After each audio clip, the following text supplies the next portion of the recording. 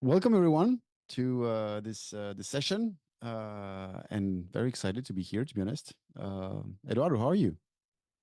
Doing fine, Henry. All good here. It's a lovely So Thursday. yeah, it seems so.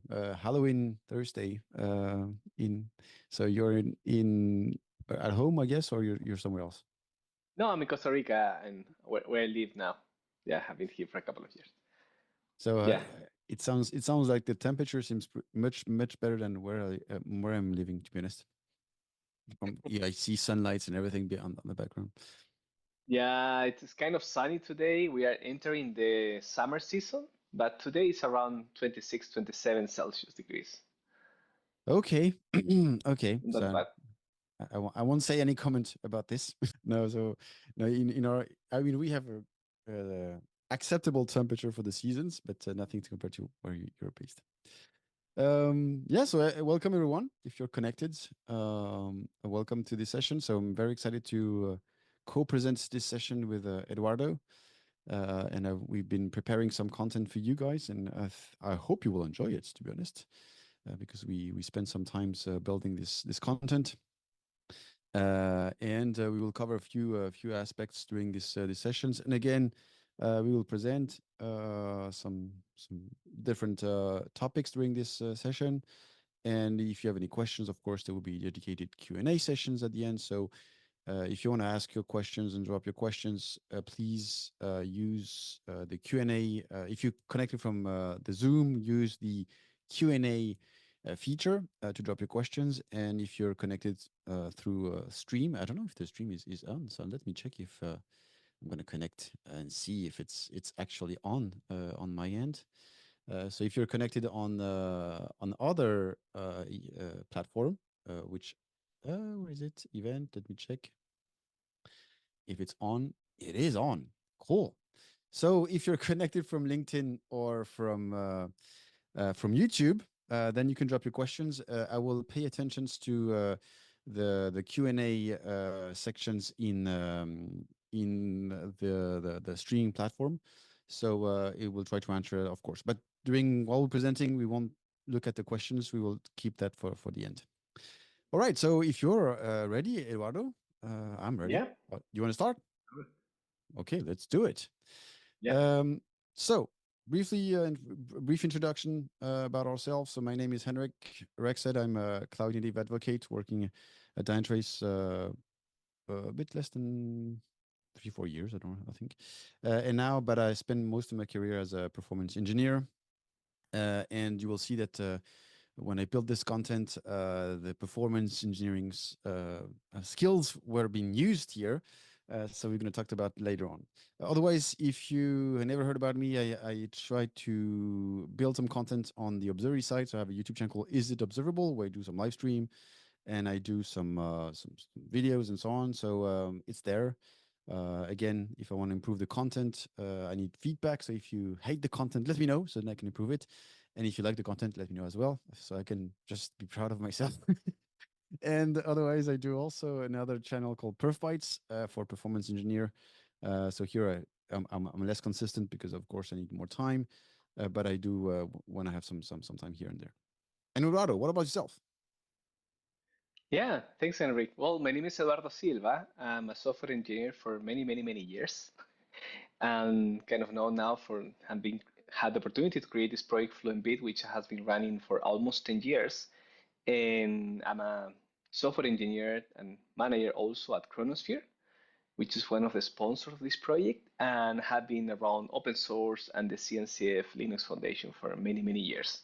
So really happy to be here again. I think this is not our first cameo in terms around work around Fluent Bit, so really happy to share what's new and try to test it out. So, what are we going to talk about? A couple of things. Of course, we're going to talk about Fluent Bit. No surprise. Otherwise, it will be quite surprising.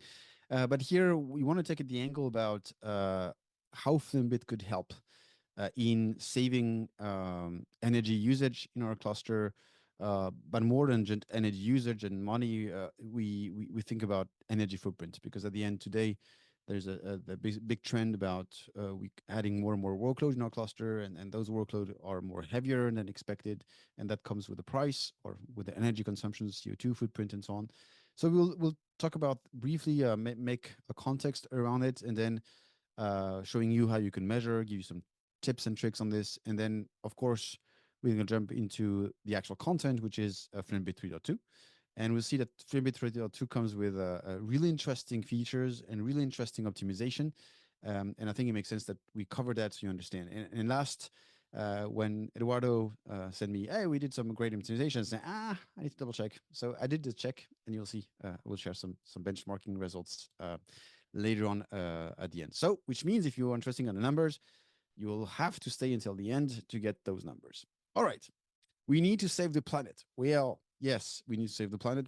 Yeah, obviously, for a specific reason is that today we have the community's adoptions has increased a lot over the years, and there are some bad habits when you're starting in Kubernetes is that you intend to over provision resources for nothing, and or you don't even touch the resources, which is sometimes not a big thing.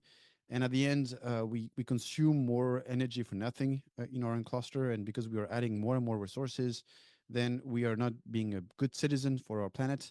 That's one piece, and the second piece is the usage of AI. I mean, if you heard all the keynotes and the conferences, everyone is talking about AI, and everyone is wants to have an AI story somewhere. So somehow people are very motivated to build AI on top of whatever they have, and as a consequence, those AI workload, which is usually very significant, expensive in terms of energy usage, are increasing and increasing and increasing and increasing. And that is a clear bad sign in our industry, in the IT industry, because it will just explode more and more resources. Just to let you know, as of now, just the usage of data center is about almost 3 point something percent of the overall CO2 footprint. And you may say, yeah, 3% is nothing, so why should I care? Well, the problem is that those numbers are increasing, and as of now, it's about 2% per year. The energy usage for our data center is increasing, and if we do nothing, if we don't play a good green cloud engineering, then the problem is that those data centers will just be above 15%. That is a projection in 2040. And the problem with this is that we will basically consume more energy than the airline industry. So, which I think is a bit of shame. So let's be good citizens and improve ourselves. So you may ask yourself, okay, great. How do I do that? Well, a couple of things. This is where we come into picture. The first piece is if you want to optimize things and if you want to reduce things, the only way to do it is to understand where you are. So the in the level of maturity is first step, I need to measure. So measuring means having a tool that reports you the actual energy consumptions. And once you have it, then you know actually what you're consuming, and then you can take that KPI on day-to-day basis to then do some optimization. So where can we optimize the energy consumptions? We're first on the code, no surprise, and we'll touch base this with more on the Fluent Bit side.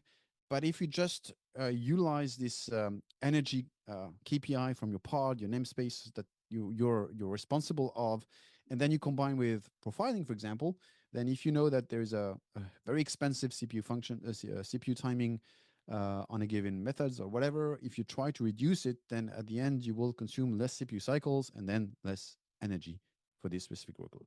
So that's the optimization from the code perspective. But then there is a big chunk which is very easy to reach and be smart about is, like I said, the resource allocations. There is, I mean, I don't remember the statistics, but there was a survey a few years ago sharing about the number of people utilizing really the resource and limits.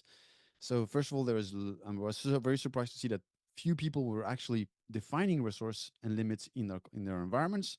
So then we're not optimizing the Kubernetes in general. And or people, if they set the limits, they basically put very, very, very high values because as a human being, we want to be secure. So we intend to put high values there. And as a consequence, we are not optimizing the usage of a cluster. And because we're not optimizing the user of the cluster, we consume more energy. So if we just fine tune the resource allocations for that are required for your pod and other resources, then you can save also some energy. And the last piece, of course, we're not going to touch base on this today.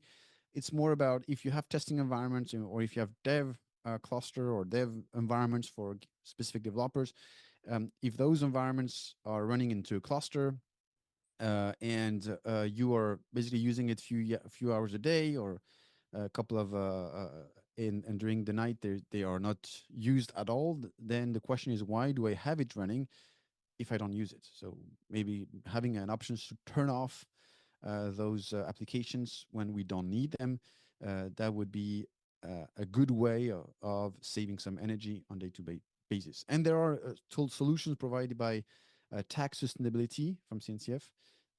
Specifically on turn-off environments, there's a solution called Cube Green, not yeah, Cube Green. Yeah, sorry. So just Cube Green, and Cube Green is the answer for this.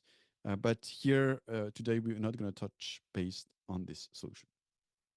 So there's a cruel reality. So even if I build my applications in my cluster, when running in Kubernetes, then don't have only our applications. We start to have runtime security agents running. Then we have probably networking, some ingress or service mesh.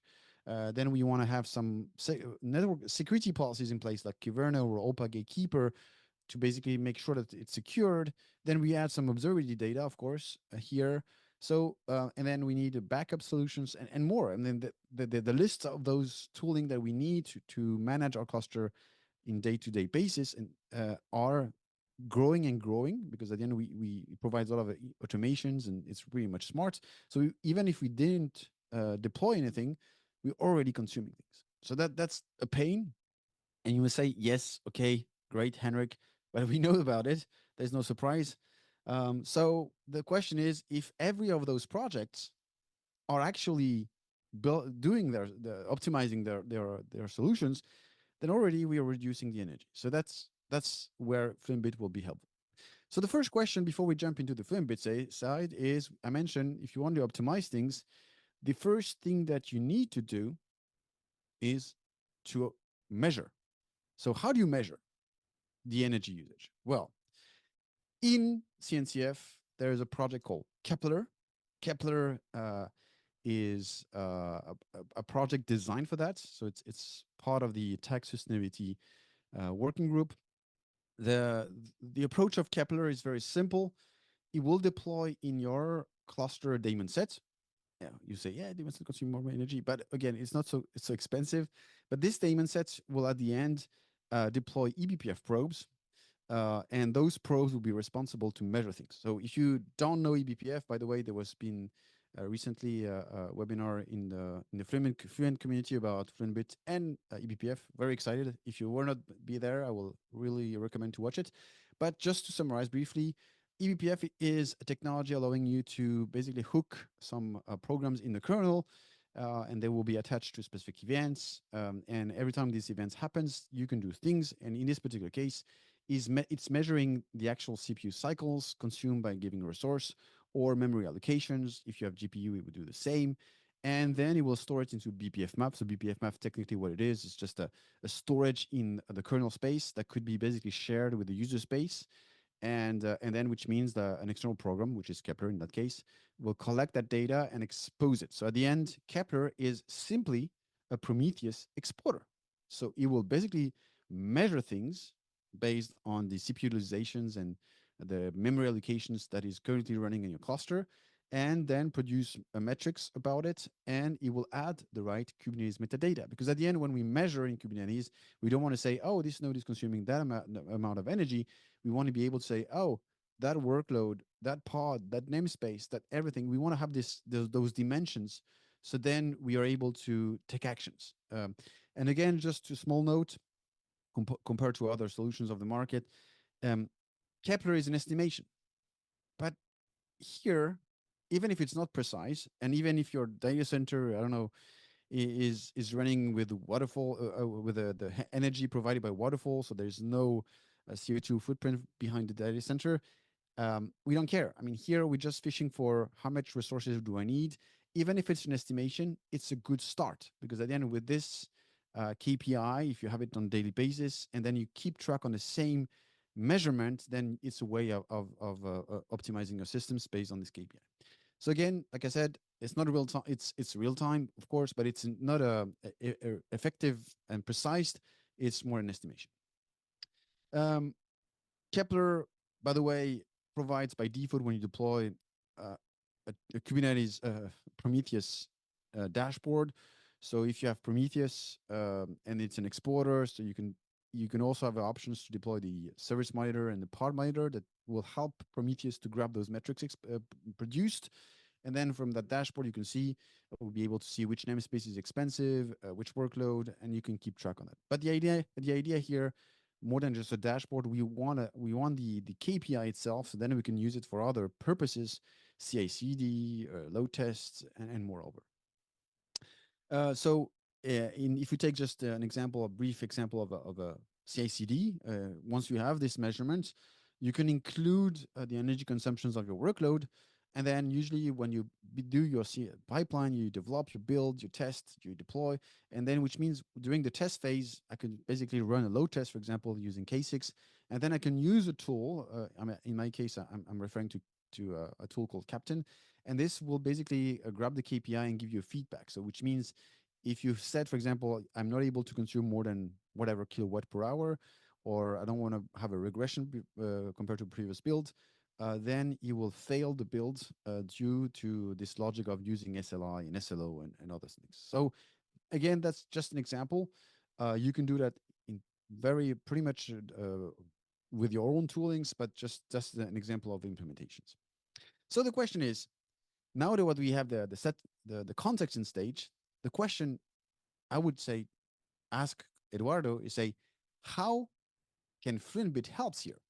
And how the Fluent Bit 3.2 brings value in that direction. Okay, can I take over your screen for a second? Let me check up. Do I have the slide control? Do you have it? Okay, let me check. Oh man, and I knew you on this. I don't know how to control the slides from here. Yeah, arrows are not working. Okay, never mind. So you can say next, and when I say next, I will press on the mouse then. Okay, awesome. So the project Fluent Bit, which is part of the CNCF Aggravated project, has been built for almost 10 years on top of a couple of key principles since the early beginnings. It's like be a high performance telemetry agent, but without losing its lightweightness, right? We always think that you can make things really good to work, but also it's really important that those things are working fast, really, really fast. But also becomes something like can be vendor neutral, not can be, it's vendor neutral in a way that it can integrate with any type of ecosystem that exists, even OpenTelemetry, Prometheus, or any other competitor projects that exist in the market, starting from the early days with Logstash, Elastic, and so on. And from integration perspective, we also believe that in a way that Fluent Bit can be extendable by developers, it's the best way to solve most new use cases around. Next, please.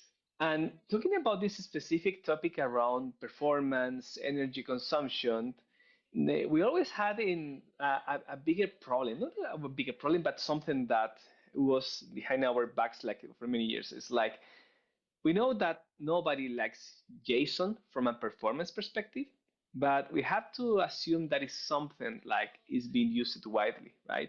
And all these companies and many others like Splunk, Elastic, Azure, cloud providers like Google, Oracle, all of them support, when they receive telemetry data, for example, in terms of logging, in JSON format. And while it's a protocol that is not a protocol, a data format that is really easy to understand what it means, right? We have to assume that when it's time to compute and process that, it's really expensive. It takes a lot of CPU cycle. It's really expensive. It takes CPU time. It takes more energy. You have to allocate more memory. and has been always something that we didn't like it that much. But hey, we integrate. If they expect JSON, FluentBit use its own binary representation for the telemetry data. But if the other part where we are going to send the data expects JSON, yes, we need to encode this from our binary format to JSON so we can speak in the language that the remote endpoint is waiting. But of course, this comes with some performance penalties. Performance penalties means like we need to invest time into encode these messages. So what we can do, next please, what we can do, we need JSON because it's expensive. And now what we can do in FluentBit to work around this problem, maybe a few years ago, it wasn't like a big issue because workloads were kind of okay, but now workflow of telemetry data are insane, right? There's more clusters, more application, more pods in Kubernetes, and for folks who are not using in Kubernetes, yeah, everything is growing like crazy.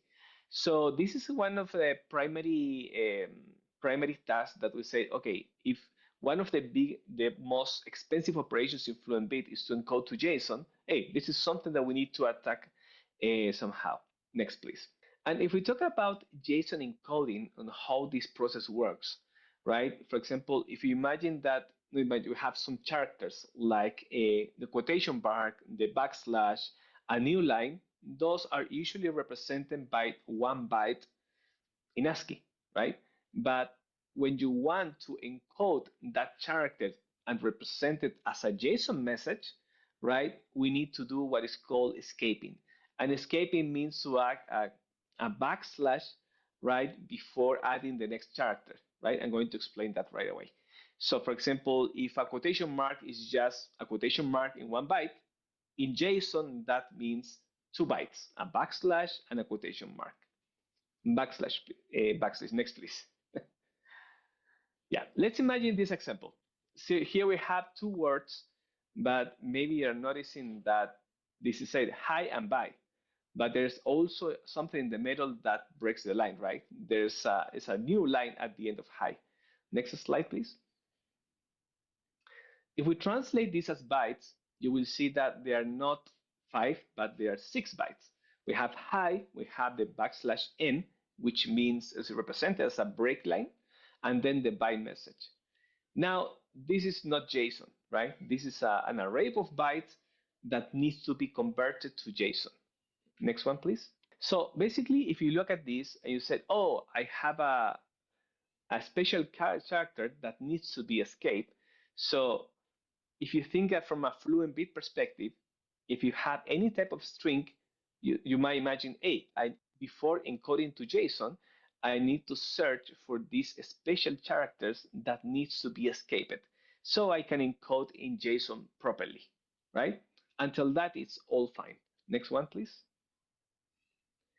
So something like starting like a hi and bye, which has a break line in the middle, and if we use our table to translate this, it will be 7 bytes, right? As you can see now, the red one, which is 1 byte, has been converted in 2 bytes because this is escaping required by JSON. And this is just for normal ASCII. I'm not talking about Unicode, which has extra performance penalties when are encoded on JSON. But we're just going to focus on this part in normal ASCII characters. Next one, please. Okay, imagine that you have this, right? This is just a text of, if I'm not wrong, 90 characters. So you have character 1, 2, 3, 4, 5, 6, 7, one after each other, right? And this is fine. And actually, if I ask all of you right now to take a look at this table and tell me, okay, which character needs to be escaped, you might highlight some of them right away, right? You might find the double quotes or something in the middle. But actually what you're doing, I don't know how the brain works, but you're not looking one by one, right? Actually what you're doing is like you're mapping out and trying to recognize the visual part of the character and saying, oh, this might need some escaping, right? But when we write a program, actually we don't have that, right? What we do is if I want to encode this in JSON, I have to go one by one checking, is this a special character? Yes or no? Oh no, it's not. Okay, I'm going to copy to the destination buffer. Is the next one yes or no? Destination buffer. And if we get, for example, to a double quote here, and say, oh, it is a double quote? Yes. Okay, it's a special character? Yes. So it must be escape. So we need to increase the buffer size to allocate instead of one character, two characters. Next slide, please. Yeah.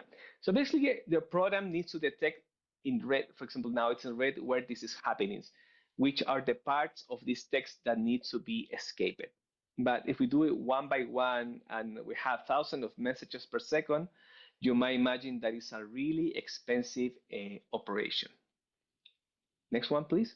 And we found a solution. Actually, we didn't found. I see this has been existed for almost 20 years, right? So most of modern processors contains what are special instructions that are called SIMD, which stands for single instructions, multiple data.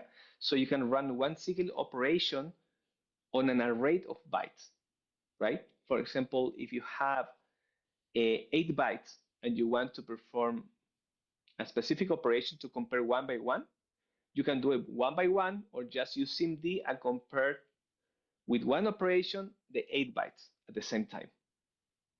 Okay, it's kind of magic. It's kind of black magic, but it works. And next one. So we started to think, okay, what if FluentBit can speed up the search of these special characters that needs to be escaped because you need to find them before trying to escape? And we start checking, 16 bytes at a time instead of one by one. And actually, it's possible with SIMD, and this is not something novel in FluentBit. And to be honest, this optimization that we're going to talk about here is highly based on the one that PostgreSQL, the database, did 2 months ago, right?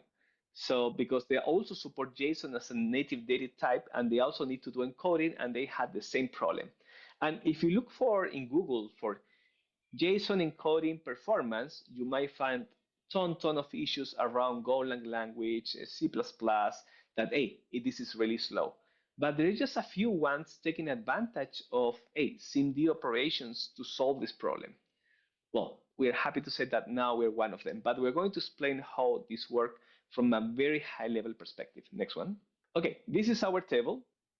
And we put in red the special characters, right? Now, if we're going to apply a SIMD operation on this, right, we're not going to go for every character one by one. We're going through segments of it. Next slide, please. Okay, so if we use, for example, the x86-64 architecture, we are using SSE2, we are checking 16 bytes at a time. And this is my question for you.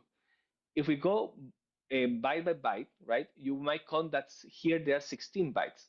And the question is there any special character on those 16 bytes? Yes or no? No. What we do? We copy the 16 bytes at once. Okay, next slide. Let's continue. In the next range of 16 bytes, do we have any special characters? Yes or no? Yes, we have 2. Okay, at the moment that we found, there's more than one, okay, this is time to go to do a manual process. So SIMD help us to identify if something exists, right, in that buffer. On that way, I go back to my failover mode or my fallback and says, okay, it's time to process the characters one by one.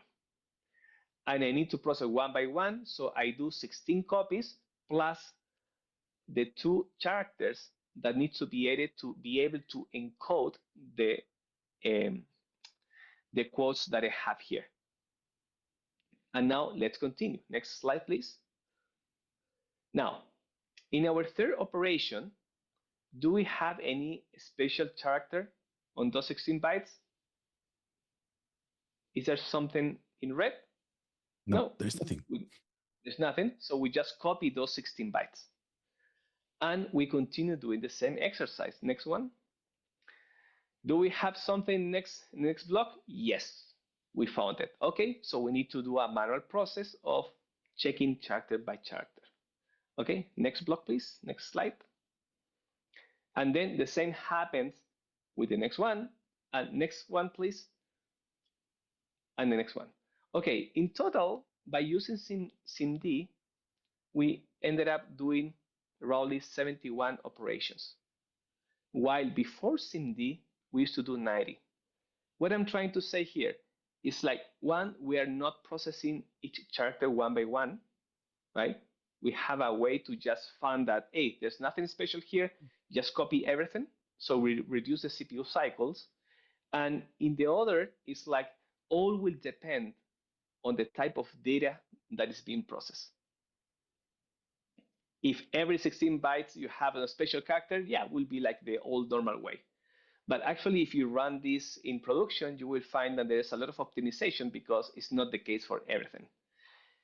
And this is how SIMD pretty much works from a very high level perspective. Now, Henrik, I don't know if you have any question that Now I might be understand able because to now address. I did the math calculation between 71 and 90, and I say, it remembered me some numbers, interesting numbers. So it makes sense. Very interesting. CMD, I didn't know it, so I learned something. I really Yeah, but liked it. and this is very conservative numbers, right? Because yeah, I could say, no, there's just one special character, so our numbers are bigger. But hey, this is kind of reality, right? And but I'm not the one to confirm those numbers. Hey, we did implementation, we come up with our own results, but I think that is better if our users, can get some results. So next slide, please. And in expectation of Fluent Bit plus SIMD, when working on this optimization, our expectation for users, what is the major outcome, is less CPU usage, less energy consumption, and potentially reduce the number of memory allocations, right? And I say potentially because it will depend on the type of data. Now, if you rely on cloud services and you're paying money per the amount of CPU cycles that you are using in your machine, and we can save a fraction of that, hey, that's a win for you. And yeah, so that's an explanation, but I will let the expert in performance to verify these things. So let's verify because first of all, when I received the Flimbit version, it was called SIMD. I said, "What is SIMD?" So I didn't search. That's my fault. So I should have Googled it, and then I will have. Oh, now I get it. What's behind the scene?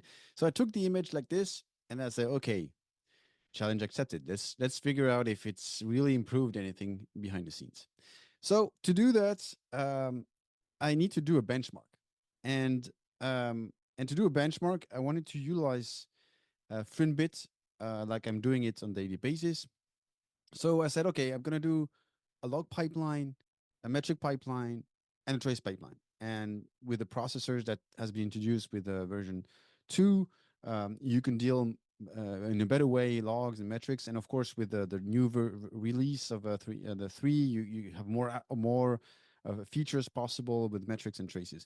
So at the end, what it does for the logs, it takes the logs from Kubernetes, so it's going to read the logs from the var/logs, as you probably know, then use the Kubernetes processor, a filter, sorry, to add the Kubernetes metadata. Then I do some nest and so on to lift the properties of at the right level.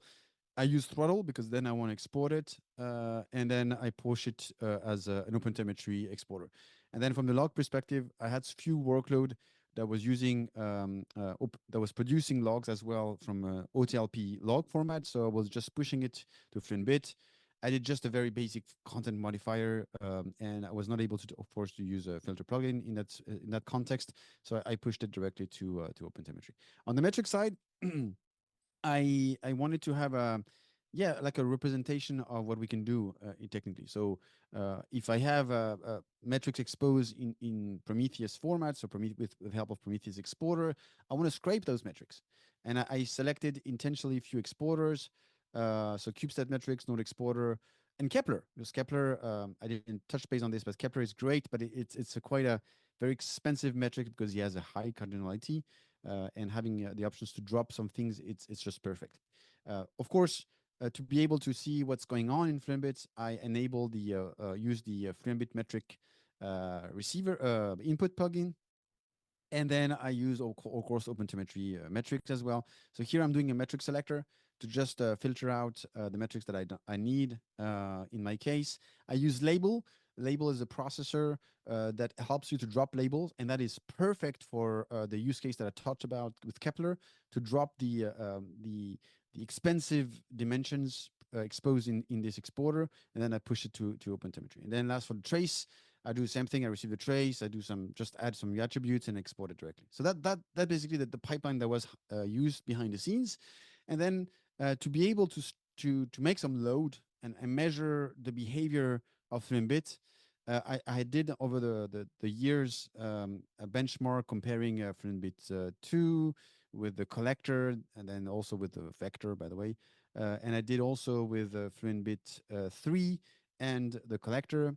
And here I said, okay, now let's take the rerun the test. So I picked Fluentbit 2.2.1, and I took the latest optimizations that Eduardo just described, and I said I want to stress. So I said, okay, if I have an app running, in my case, I have two applications, so HipsterShop and OpenTelemetry Demo, deployed in my cluster, and if they are starting with a constant load with 50 users, then each apps they are producing logs because say, oh, I have an order here, this user is connected, blah, blah, blah. So at the end, the load that you apply on the application produce more or less log records in those applications. So my intention was here, okay, I'm going to run two load tests on those two apps, starting with 50 users on each of those. So it will be 100 users. And then 30 minutes later during the tests, I add again 50 more users on each applications, again, 50 more users on each applications, and so on and so forth. So at the end, it was a 2 hours benchmark where I will have, of course, more log produced with the load and more traces produced with the load, because again, if they have more traffic, there will be more distributed traces produced. On the metric side, you can see here I have the number of input records per seconds. So I have about 4K metrics on OpenTelemetry and about 3 point something on the logs, and you can see that it's increasing. It's aligned with the load that I just described. On the metric side, I except for the metrics produced by OpenTelemetry by the app itself, um, I had no way. So I just decided to say, oh, for the metrics, I will scrape the same one here, and and I'm using known exporters that are quite not intensive, but has exposed quite significant metrics. So the node exporter, CubeSat metrics, and like I said, Kepler. So Kepler is very intensive in the costs of the metric itself. So that's how we apply stress on Fluentbit. And to be able to compare its solutions, I had to deploy two distinct environments. So I have Kepler, I have the OpenTouch demo, I have HipsterShop. And then why do I have two distinct environments? Simply because Fluentbit 2 doesn't have the same feature as Fluentbit 3. So I cannot basically, because it didn't support the gRPC encoding at the end for OpenTelemetry. I don't remember there was an encoding that has been adding on 3 recently that was not part of the Fluentbit 2.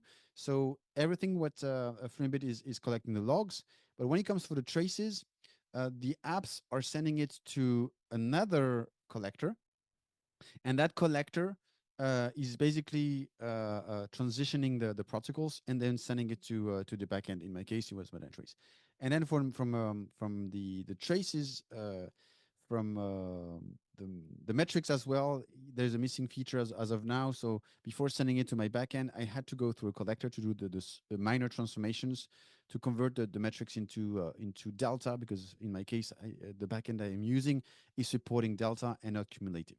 So that's for the Fluentbit 2. You can see that we have two collectors, two stateful set collectors, one daemon set to collect the logs. And then if you move on to the 3.2, here you can see that because of the new features added with the 3.2, I don't need the extra collector anymore. So the app OpenTelemetry demo is pushing directly to Fluentbit. So there's no other agents in the middle. So it receives traces and logs and metrics directly. And then I just need the other collector just to the for the metric perspective. So the metrics that needs to be converted are going through a collector to be able to create the metric on the right format expected by the backend. But for the rest, you can see there's an arrow going down directly to my backend. So all the traces, all the logs produced are sent directly to the backend.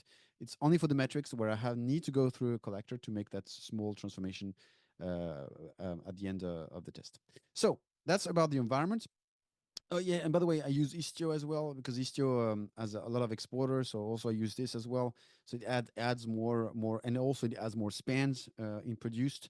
So Istio is also there just to make bigger traces, so bigger JSON payload. And remember, this optimization is about JSON.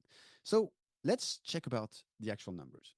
So when I did the tests here, so here is the two. So on the left side, you can see Fluent Bit 2.2.1, and on the right side, version 3.2 with the optimization that Eduardo explained. And you can see that on a CPU usage, Fluent Bit 2.2.1, after 30 minutes, when we add more users, the CPU reach 150 millicore. Uh, oh no, 350 millicore. Sorry, and basically it's pretty much aligned with the load applied in the systems. And now, if we look at it started at 100 millicore, and then we jumped to about 350 millicore. And then if you look at Fluentbit 3.2, here we were very under consuming less than 240 millicore, and we were slightly increasing, but it was quite stable at the end. And in terms of memory consumptions, one in the Fluentbit 2.2.1 was consuming a bit more memory because it depends on the nodes and the number, the distribution of the pods. So you can see that it reached about 50, 60 megs in total at the end of the tests, while in 3.2, we are basically about 40 megs, 40, 45 megs in global. And then I use Kepler. So that's the last graph on the bottom, where I'm trying to calculate the energy watt per hour. So Kepler exposed the joule consumed by the pods, and then with a small conversion, you can have the watt per hour, and you can see here we are about at 2 kilowatt per hour in average in 2.2.1, and in Fluentbit 3 we have a spike in the middle, but then it's basically less than about 2 K. So, but still we are I would say to go back to Fluentbit 2.2.1, we are almost reached 4 kilowatt per hour, and while 3.2 was pretty much stable. So at the end, if you compare both graphs, you can see there's an improvement. But to simplify the difference between the two solutions, I made small calculations. And at the end, in terms of CPU efficiency, on both benchmarks, I was able to save 37% or 38%, I would say, of millicore consumed during the tests. And in the memory side, I had 15.91% consumed in the memory side. So again, improvement. I saved those numbers, and then I looked at the energy perspective, and here we have a 15% reduction in terms of memory usage when we use Fluentbit 3.2. So very exciting, to be honest, to be able to do as more with less resources. So that is great, and also something that I had to highlight here.